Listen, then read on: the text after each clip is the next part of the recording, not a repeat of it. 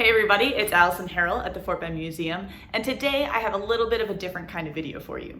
Normally when I do videos about specific people, I try to make them a biography of that person's entire life. Or if I'm doing an event, I try to do the entire event. But today I'm going to be doing a video on Santa Anna, and I'm just going to do 10 facts you may or may not have known. So starting off strong, number 1, he was an American-born Spaniard. That meant that his parents were from a pretty decently well-to-do Spanish family. They moved to America, and that's where they had him.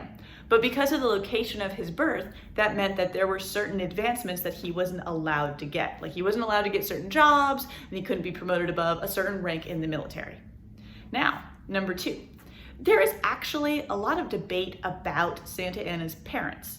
And it's not about who they were, but more of what they did. So it's sort of, there's an unknown question of what exactly his father did and what exactly his mother did.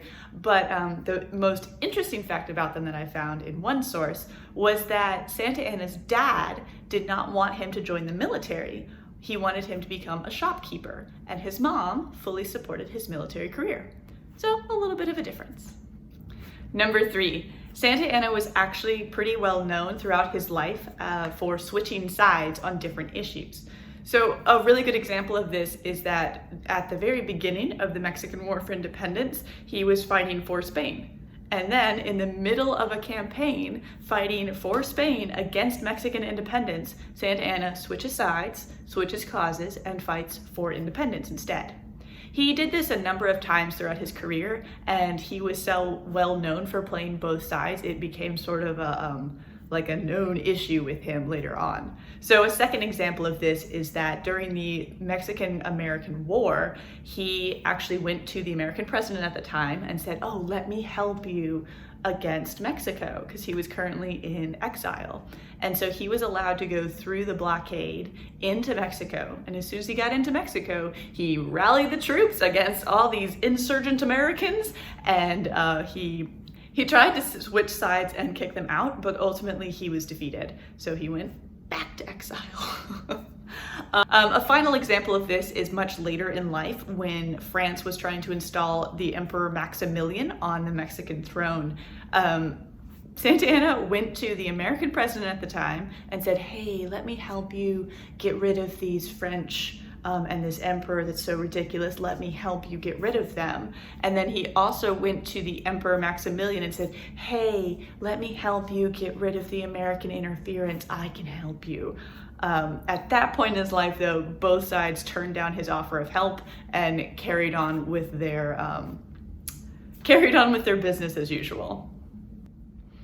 Fact number 4 is that Santa Anna fought in more battles than Napoleon and George Washington combined.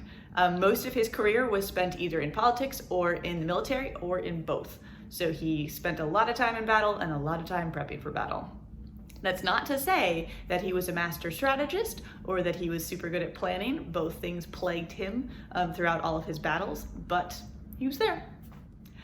Fact number 5, he defeated the Spanish invasion in Tampico in 1829, and this catapulted him onto the national stage. So this battle in 1829 is what first got his start into politics and what first got his name on the nation's radar. Fact number 6, he was in charge of Mexico more than once and in more than one capacity. So in 1833, he was elected president as a liberal, and then he declared that Mexico was not ready for a democracy and emerged as an autocratic centralist. He was acting president again in 1839 and helped to overthrow Bustamante in 1841, and then was dictator from 1841 to 1845. He was then overthrown and exiled to Havana. He was recalled by the Centralists in 1853, but let the power go to his head. So later, when he started to sell territory to the United States in order to raise some funds, he was overthrown and once again exiled. Fact number 7. So did you know that after the Battle of San Jacinto, he was not sent back to Mexico? So Santa Anna was instead sent to Washington D.C. because it turns out the sitting president at the time, Andrew Jackson, wanted to interview him. Now, unfortunately, during this interview, Santa Anna was actually deposed in his absence, so the Mexican government overthrew him while he wasn't there. So, fact number 8. This one is that Santa Anna was injured multiple times.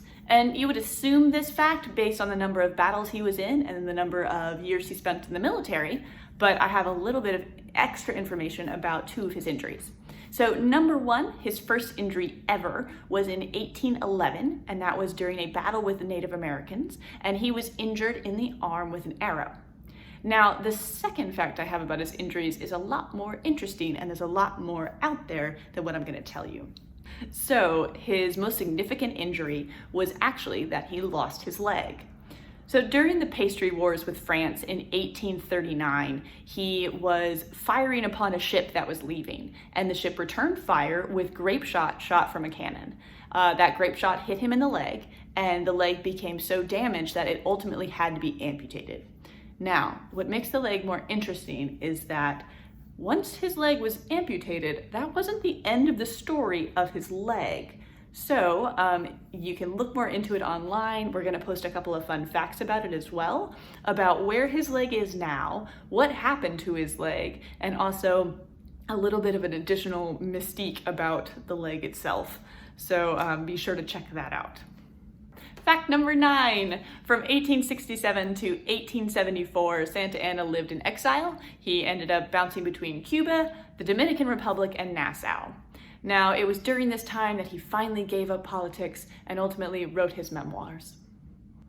Fact number 10, he wasn't allowed to return to Mexico City until 1874. And it was there that he lived until he died in 1876. So, those were 10 facts that you may or may not have known about Santa Anna. I hope you found at least one of them fun. I hope you learned something new, and I hope it inspired you to learn more about him, because it turns out he's a super interesting character.